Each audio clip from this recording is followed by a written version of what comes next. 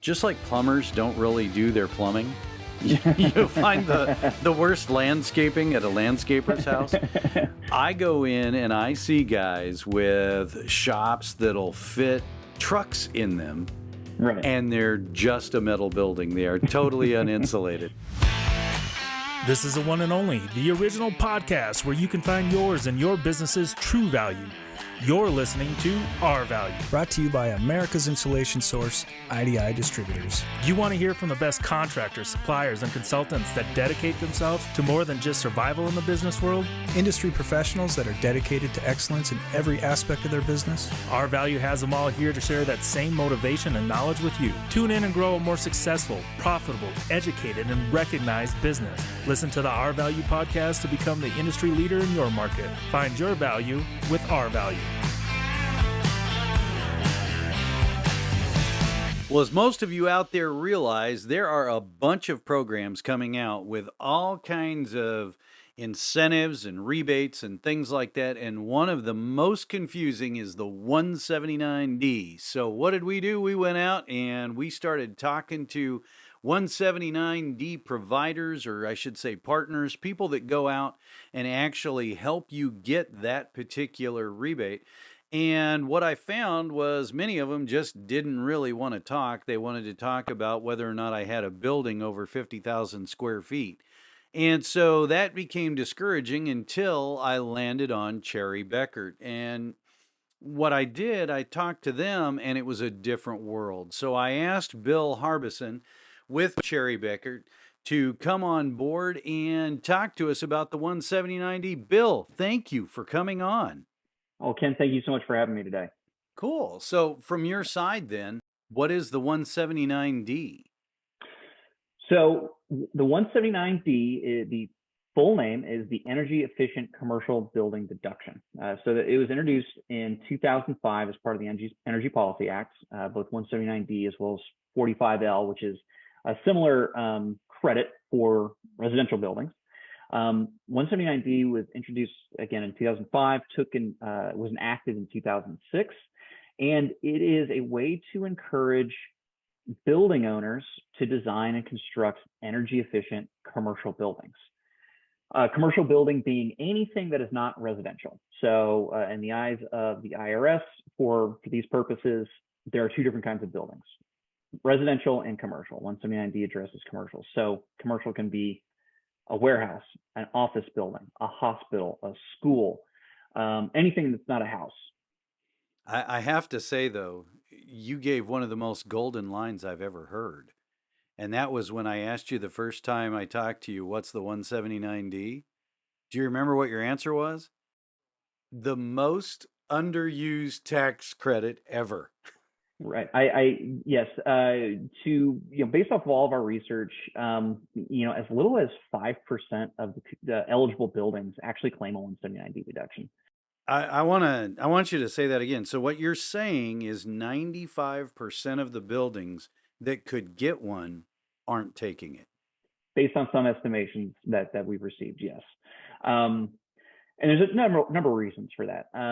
Sometimes a building owner, they just don't feel like it's going to impact their taxes in a positive way. And look, it is not the perfect solution every single time. So there's some times where they'll leave that deduction on the table. If I'm a building owner and I'm going to sell my building quickly, 179D is a form of accelerated depreciation. So that would affect a future sale of the property. However, as you can tell, it was originally introduced as an incentive for building owners. However, and I think that's what we're going to spend some time talking about today. In 2008, a lot happened, right? Not only did the economy collapse, but particularly hard hit were members of the AEC industry, architects, engineers, construction. So as a way to both encourage more energy efficient design and construction, but also help bolster the AEC industry, which was going through some tough times back then. I was in the industry back then. They expanded the 179D incentive to include government-owned facilities. So a high school district, for instance, they don't pay taxes. Well, they can allocate a deduction, a 179D deduction, to an eligible taxpayer that's worked on their building. And that is the majority of the 179D deductions that are taken today are done through that mechanism. What you're saying is a lot of the nonprofits, government buildings, things like that, they're using that money to pay for contracting they otherwise probably would not have done. Not quite. And this is a common misunderstanding when we talk to the building owners is the government owners, whether it's a school district, whether it's a college, whether it's a local government, they are not spending a nickel on these studies. They are not signing checks going to these eligible taxpayers. These are federal dollars coming straight from the Treasury. So it is a tax deduction which could generate a refund. So the advantage of this program is that when we go and ask the government owner of a particular building for a deduction or for an allocation for a deduction, they're not out any money. So it's a pretty easy ask for us usually. If not kind of a longer request, just because it's a matter of educating them as well. So the positive thing that the government owner is getting from this is they're getting an energy efficient design, efficient construction. They're bolstering their local communities by putting those tax dollars back in the hands of these contractors and engineers, things like that in the local areas. But also they're getting an energy study. So they're able to go and say, based off of the work that we paid for this building, we saved this many dollars in energy usage. Let's go use this to ask for more money. And so it can be a real big advantage for the government owners as well. But chiefly they're not out any money by doing this, which is a real positive thing and helps the program kind of stay afloat. And in the end, that pays the contractor for the work. Is that correct? Yeah, absolutely. Right. Okay. The deduction is for the taxpayer, the people doing the work on these buildings, the design and construction. That's who it was meant for. I've heard an expert say that if the government wanted these building owners to have that money, it would have given it to them. So the full intent is that it goes straight to these taxpayers. Now, when you say taxpayer, though, we're talking about the contractor's getting paid. That's correct. Yes, they're taking it. Oh, they're taking advantage of a tax deduction, which can often generate a tax refund, but ultimately it will lower their tax liability. In the beginning, I was told that only buildings 50,000 square feet and up would qualify. When I was talking to you, now that we have, well, okay, so let's back up. The old 179D was up to $1.80 a square foot. That's correct. And really, in my industry, only 60 cents a square foot would cover the building envelope. That's correct. Now we're looking at up to $5, depending on what happens with the building and prevailing wage and all of that. My question is, on that number of 50,000 square feet, is that really what's necessary to qualify? Or if I make a big difference on a 5,000 square foot building, is that worthwhile? Because I know your firm still has to be paid to show that what we did made that much of a difference. Right, Ken, you're touching a lot of very important points kind of surrounding this, which is one thing is that the deduction must be certified by a third party. It's in the tax code. You can't do it yourself as a taxpayer that wants to take the deduction. You have to go out and hire somebody like Cherry Baekert to do the study for you. So there are costs involved, no matter how you want to cut it up. That being said, a 50,000 square foot cutoff is something that I've heard before, but it's not one that I agree with. There is no minimum building size to take advantage of 179D deduction. However, as costs do get incurred, there could be a reduction of the ROI once you get to a smaller building size. That being said, I would encourage anybody that's interested in the 179D program, do not self-censor. Don't say, oh, this is a small building, we're not going to mess with it. Reach out to a trusted provider, someone that's in your area or someone that's got a national presence, like Cherry Baekert, and let them tell you what the return on investment would be for you. Just to give you an example with this new, and I do want to talk about it quite a bit here, the Inflation Reduction Act expanded the deduction to be $5 a square foot. Well, even a 5,000 square foot building, that's a $25,000 tax deduction for an eligible taxpayer. And shoot, for $25,000, I'd certainly look into it. So long story short, there's no minimum. There are things like the inspection costs and things like that have to be considered by the taxpayer, by the interested party. But that's something that a good 179D provider is going to help you make a decision with. So, especially now with the new provisions for the Inflation Reduction Act, I haven't come across a building that was too small yet. So, take that as you will. Perfect. So what you guys are actually doing, you're doing the energy modeling for what's to be done or what's already been done? Both. So for a company that's working on a government-owned building and they're seeking an allocation from the government owner, the deduction will be placed on the tax return of the year in which the project was placed into service. So let's say you finished building a brand new high school last year in 2021. We do an analysis for you, it generates the deduction. You would put that on your 2021 tax return. If you've already filed your taxes for 2021, you would amend that return to claim that deduction for refund. Now, for future work, we can absolutely take a look at your project, take a look at your design, and hey, we can let you know pretty easily, or not easily, but pretty quickly, if a deduction would be available based off of the existing design. And if it's not, you could go back and make adjustments as needed. So we can model future tense, and something that Cherry Baekert does is a gratis review of a design or piece of construction and let you know if we think a deduction would be available for it. So I would encourage you to reach out early and often. So you got a future project, we can help you tax plan for it. Help let you know if there's going to be a deduction available, et cetera, and then ultimately help pursue it for you. If I'm doing, let's say I get contacted by a local microbrewery and they want to take advantage of this, I can reach out to you as I'm designing the scope of work, and you can give me an idea whether or not it looks like we're there, or if more measures might need to be taken, or if we're all the way in.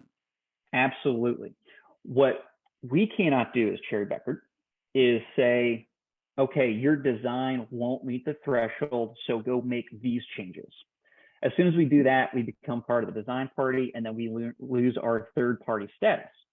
What we can do is say, this will or will not meet the requirements. If not, these are the deficiencies, and then you can adjust if you want, but we can absolutely do that with you. And for a building owner, such as say a microbrewery or a commercial space, they want to claim these 179D deductions, and a contractor can help them claim them. Yeah, let us take a look at it early, up front, before you get too far into the process. I read that qualifying is based on ASHRAE 90.1. Can you speak to that a little bit? Some fantastic updates have happened as part of the Inflation Reduction Act 2022, just passed in August. You already mentioned probably the biggest one, which is the expansion to a maximum of $5 per square foot. That has also brought on some additional changes on how the deduction is ultimately calculated. And that is based around an energy model of ASHRAE 90.1. ASHRAE 90.1 is the Bible on how to do an energy analysis for a commercial space. ASHRAE 90.2 would be for residences. So the updates that happened in 2022, which will take effect January 1 of 2023, are an update that a building will be checked against the ASHRAE 90.1 standard 4 years prior to that building being placed into service. So there is the closest. So the ASHRAE 90.1 gets updated every 3 years. If I've got a project placed into service in say 2024, I will go to the closest ASHRAE standards 4 years prior. That being said, as part of the program, the 170D program, the Secretary of the Treasury has to approve and promulgate an ASHRAE standard which can be applied for a 179D analysis. What that means is that one has not been approved and promulgated by the Secretary of the Treasury since 2007. So right now, any 179D model that we would do for you right now would be compared to ASHRAE 90.1 of 2007. Wow. So quite an old standard. That's right. Now that will change. That will update. We will get a new standard. My guess is they will update it to either 2016 or maybe even 2019, but I'm going to guess 2016 based off of previous updates. So still an older standard compared to what buildings are being built to today. What's going to happen is we're going to take two models. We're going to build the building as it exists today, following its upgrades, renovations, or if it's a new construction. And then we'll build the exact same building using our modeling software and compare it to as though that building were built in 2007. Compare the energy consumption year over year, or excuse me, energy costs year over year. And depending on the thresholds that are met, you can qualify for a reduction. So in 2023, that will be a sliding scale, starting at 25% energy cost savings, all the way up to 50% at 2 cents per square foot, which equals between 50 cents and $1 per square foot of available deduction. We mentioned prevailing wage and apprenticeship requirements. If certain prevailing wage and apprenticeship requirements are met, that 50 cents to $1 goes to $2.50 to $5 per square foot. So a huge jump if you meet those requirements. That's a massive incentive to pay prevailing wage. That's correct, absolutely, and that's what Congress had in mind when they passed this legislation. They put a lot of incentives. They connected a lot of incentives to these prevailing wages and to these apprenticeship requirements. Now, Ken, I will tell you that just like updating the ASHRAE standard, while Congress has required that these programs will adhere to prevailing wage and apprenticeship requirements, the Secretary of the Treasury has not yet themselves finalized the requirements, documentation requirements, promulgated everything. Anything in process right now, and up until that they do approve those prevailing wage requirements, they will not be in effect. So if I'm at a project, regardless of paying prevailing wage or not, placed into service in 2023, I can automatically get that $5 per square foot, provided that we hit the energy thresholds. So it's going to be quite a lot of fruit on the ground in early 2023 until this new updated prevailing wage standard comes in. That's correct. And any project that's in process when it comes into effect will be grandfathered in. So I estimate, and I spoke to the partner in our practice this morning about it. We estimate that it's going to be as late as July before those requirements actually get put down on paper and are enforced. So if I'm in, central Nebraska, somewhere where wages are low and things like that, if I go out, pay a decent wage, get projects started, get them sold, get something going on the ground prior to the passing of that, which may be July, then all of that qualifies for the up to $5 a square foot, depending on where I come in against ASHRAE. That's correct. Then when we look at that money breakdown, $5 a square foot versus $1 a square foot, that's pretty substantial. But even the $2.50 versus $5, or the 50 cents versus $1, so those rules that I'm looking at 25% better than the standard building envelope, that's kind of where I'm beginning to qualify. Is that correct? Yes and no. So yes, 25% is the minimum qualifying threshold. At 25%, you get $2.50 per square foot, provided, of course, that the prevailing wage requirements are met. So the minimum available deduction is larger than the largest available deduction even a year ago. So quite a substantial change, and obviously a quite a bit lower of a threshold to qualify, down to 25 cents from 25% down from 50%. Now, Ken, I'll tell you, and speaking to building envelope specialists, one of the changes made with the modeling process is that we can no longer look at a per system analysis. So the partial deduction for building envelope, interior lighting, and HVAC will go away starting in 2023. We must review the entire building as it exists, understanding that older HVAC equipment could pull a building back, et cetera, is why that they dropped the minimum threshold to 25%.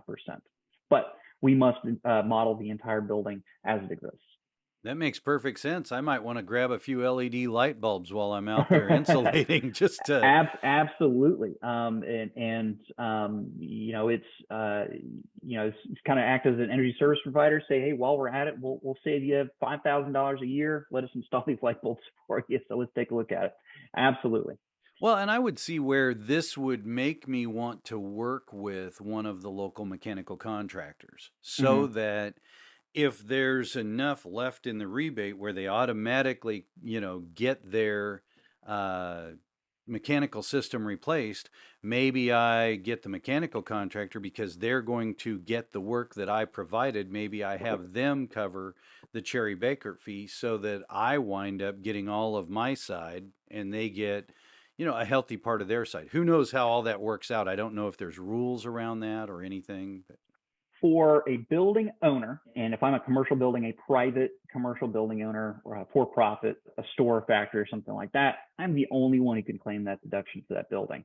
However, for buildings that are government-owned, and recently with the Inflation Reduction Act of 2022, expanding that to be any tax-exempt entity, so nonprofit hospitals, private schools, churches, any 501c3s, they can also now allocate these deductions. In the instance where I'm pursuing a deduction for one of these tax-exempt entities, there is language in the Section 179D that allows for multiple qualified parties to pursue a deduction and split it amongst themselves. Well, not quite.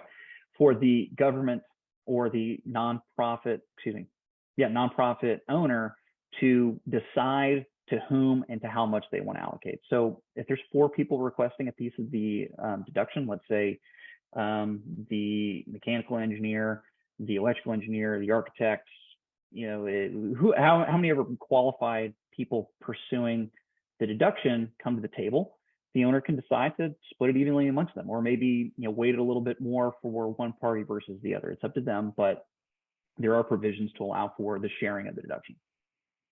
Perfect. That answers a lot, actually. That helps. Yeah.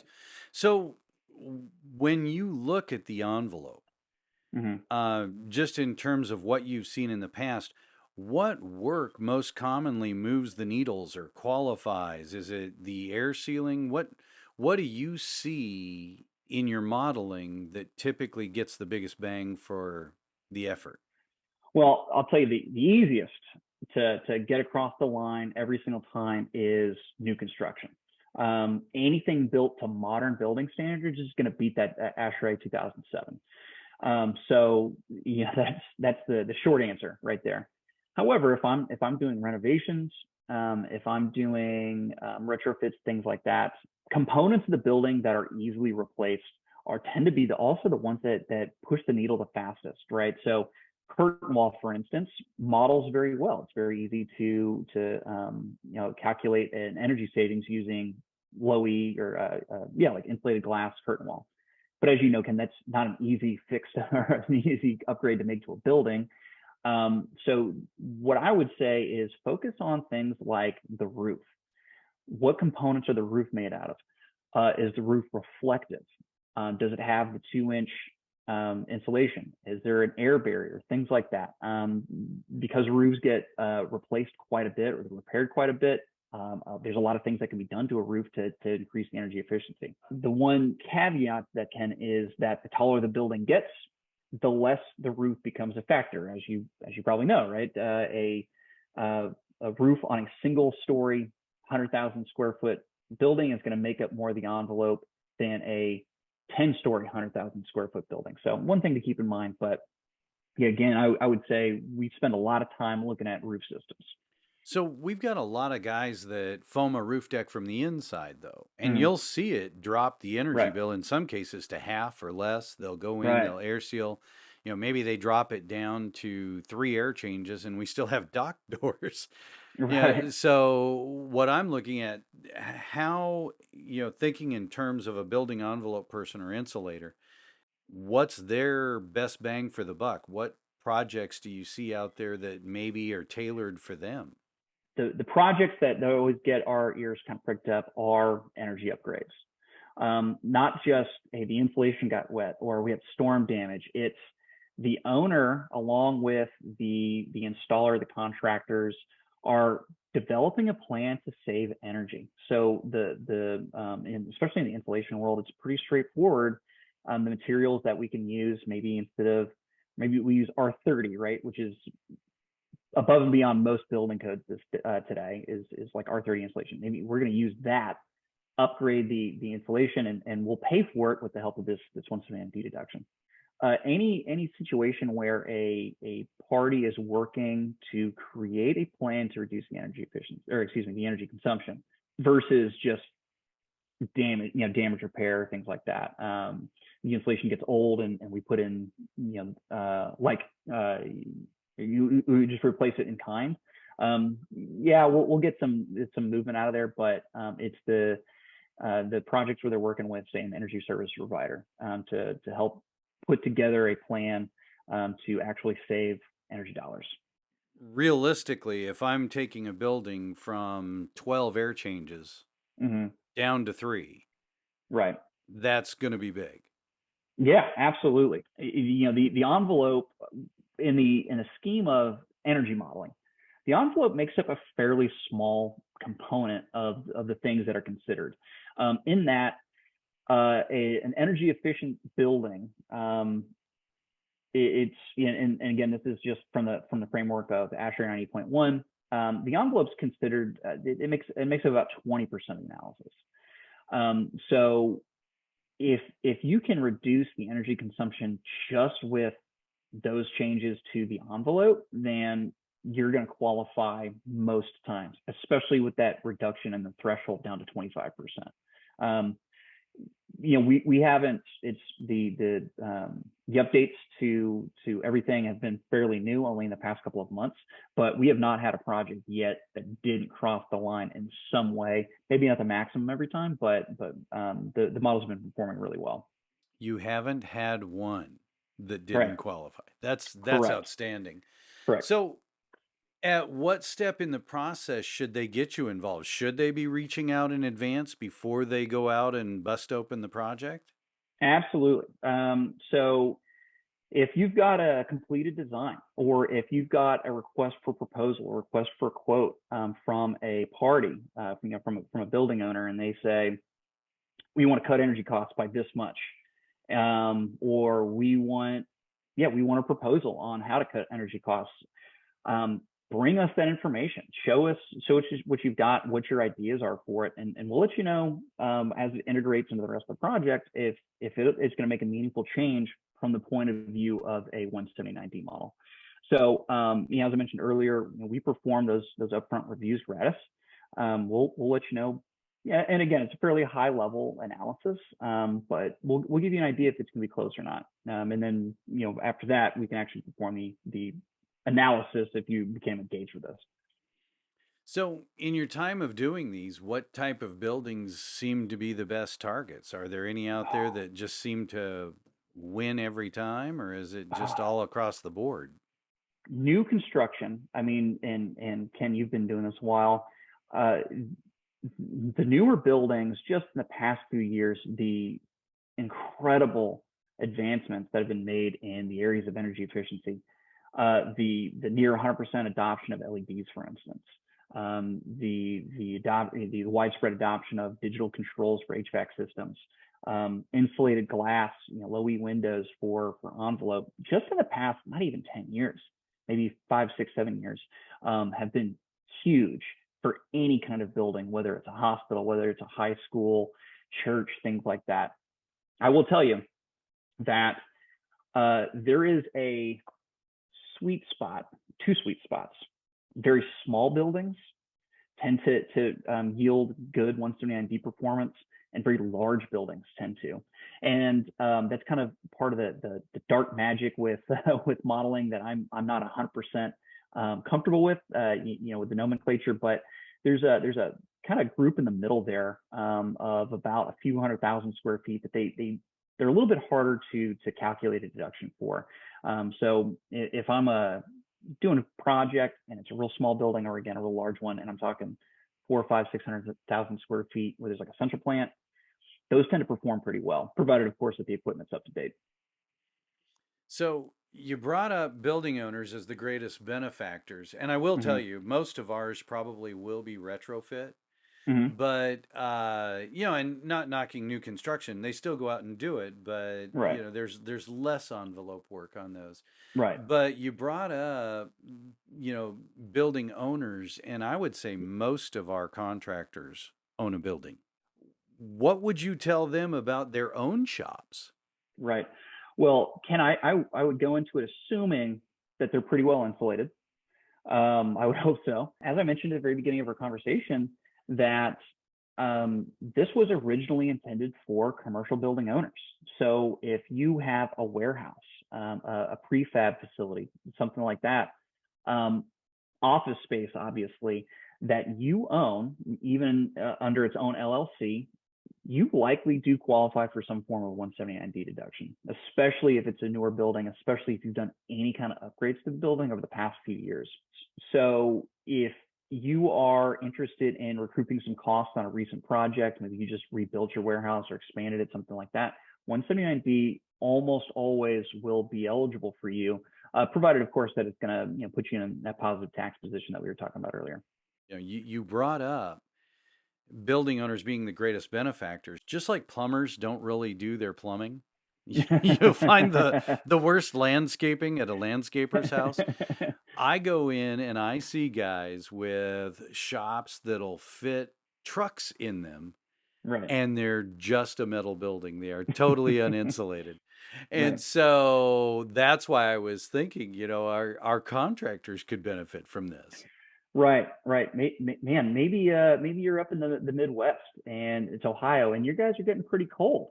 Insulate the building. Get them some comfort, and you can claim a 179D deduction and recoup a good bit of the costs. Again, up to $5 per square foot, which goes a long way to offset insulation costs. I will say that in my experience, like warehouses, they tend to qualify pretty well because the energy consumption is very low in them. Even up north, they'll have like unit heaters just enough to keep the facility above freezing. The lighting is fairly sparse, bright enough to work in, but it's not a hospital.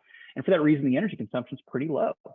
So if you're doing some kind of upgrade to the building, again, new construction, let's say you put in new unit heaters or something like that, it could be eligible to receive a deduction, even if you don't think of it like a very efficient facility. You haven't put in the latest HVAC or something like that. Nice. I like that. So let's talk a little bit about the 45L then. What's changing on the 45L? So as I mentioned earlier, 45L is the kind of residential half of the energy incentives. So if it is not a commercial space, it's a residence. So 45L has gone through some fantastic, very exciting changes here in the past just a couple months, along with 179D. So starting in 2023, an eligible qualified residence may receive up to $5,000 credit per unit. So for a single family home, for a manufactured home, that's $5,000 per unit. For an apartment building, that is $5,000 per apartment or condo or what have you. So if you are constructing building you own, if you're renting, whatever, a 20 unit building, do the math pretty quickly, it's a very large credit. And again, I'll say that it's a credit versus a deduction. So the 45L credit is a dollar for dollar reduction in tax liability. So that adds up very, very quickly. The qualifications are a little bit different. Unlike comparing it to ASHRAE, It's more of a checklist that starting in 2023, an eligible building will meet all of the Energy Star requirements at the national and local level. And to get a bonus credit to get up to that $5,000, you will meet those requirements plus the new Zero Energy Ready Home program, which is a house that is built to accept renewable energy. It doesn't necessarily have to run off of renewable energy, but it has to be able to accept it. So for instance, your roof is sturdy enough to hold up solar panels, that there's not significant shade over your roof. So if you did put solar panels on there, they could run on the house off of it, things like that. Again, you do not need to have that equipment installed, but it does need to be ready to install to get that $5,000. So if you are the developer, owner, etc., of one of these energy efficient homes, the credit available to you is massive compared to years past. That's great. 2,500 Yeah. for meeting Energy Star, $5,000 for Net Zero Ready or NZE. I know that there was the changes, but for the guys listening today that worked on houses this last year, they also instituted, can't they go back and get money for the projects they did in 2022, provided they meet the standards that existed then? Absolutely. So 45L did lapse for a period, but part of the Inflation Reduction Act not only expanded it, but also extended it retroactively. So 2022 projects are back on the menu. They will be compared to the older standard. I think it's the 2006 IECC is what it is. So if you beat that by 50%, you get up to $2,000 per unit. That's for houses placed into service 2022 and prior. 45L as well, if I'm doing multifamily, that also kicks back in the prevailing wage. Is that correct? Yes, with the same asterisk that I mentioned before, which is at this time that has not been finalized, promulgated, et cetera, by the secretary. So any project that's in process right now would be grandfathered in. But yes, eventually a multifamily unit will need to meet those requirements if they want to hit that $5,000 per unit maximum. Give me a little background. Why would Cherry be involved in this? What's you guys' part? Well, so Cherry Baekert's been around for about 75 years. In fact, we're celebrating our 75th anniversary this year. And we are primarily a CPA firm, that we offer a wide range of financial services that address probably just about any industry that you can think of. And a major component of our business are companies that make up members of the construction industry, real estate, architecture, engineering, things like that. So getting into energy efficient commercial deductions, credits, such as cost segregation, things like that, it's an easy move for a company like Cherry Baekert. And something that I've always liked about them since starting is that they always explore different ways to serve their clients, in addition to just the core tax duties that they perform for them. So they've made a concerted effort over the past few years to bring as much talent and knowledge in these different spheres, such not only with 179D, but also things like the research and development tax credit. Recently, the employee retention credit has been a big part of what Cherry Baekert's been able to bring to the table for clients and potential clients. So that's really to sum it up. Cherry Baekert's always looking for ways to make things better for our clients and for our potential clients. What is the best way then for our contractors to reach out and get a hold of you when they have a project? I personally am available at any time to field these kind of questions. I can be reached by email. I think you provided as part of the outreach for this, but it's Bill Harbeson HARBESON @cbh.com. And it's all I do is education and awareness on these kind of projects. I'll work with you to review your work, whether it's past or present, and let you know if we think the deduction or credit be a good fit for you. Awesome. By the way, thank Cherry Baekert for not making us spell out their email in order to do that. I like that, at cbh.com. I'm really thrilled about that. So Yeah, absolutely. It gets a little tricky when you got to spell out, all 5 words. So yeah, CBH very convenient. So my name's not super easy. So I wish it was like Ben Smith or something. That would be very easy. But maybe we you can take get you what an you can alias. get. Maybe, yeah. If I get enough people reaching out to me, I can probably get our director of operations to give me a one name, like Share or something like that. Share at Cherry Baekert or at CBH. Sorry, CBH, there we go. CBH, that's right. Well, Bill, thank you so much for going through this and adding a lot of light to the 179D subject.